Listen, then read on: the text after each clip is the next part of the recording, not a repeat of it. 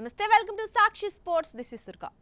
IPL ప్రారంభమైన 2008 నుంచి royal Challengers Bengaluru United spirits limited ఆధీనంలో ఉంది. అయితే మంగళవారం జరిగిన చారిత్రాత్మక ఒప్పందంలో 100% వాటాను ఆదిత్య బిర్లా గ్రూప్ నేతృత్వంలోని కన్సార్టియం కొనుగోలు చేసింది.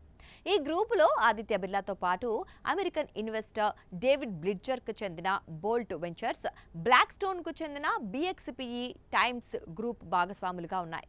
కేవలం మెన్ టీం మాత్రమే కాకుండా మహిళల టీం కూడా ఇప్పుడు ఈ కొత్త యజమానుల సొంతమైంది.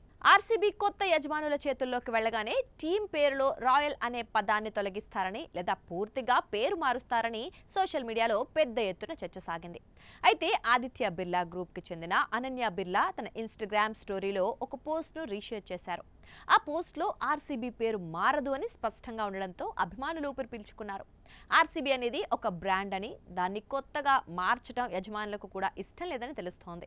గతేడాది అంటే 2025లో ఆర్సీబీ తొలిసారి ఐపీఎల్ టైటిల్ గెలిచిన సంగతి తెలిసిందే. ఆ జోష్లోనే ఈ మెగా డీల్ కుదిరింది.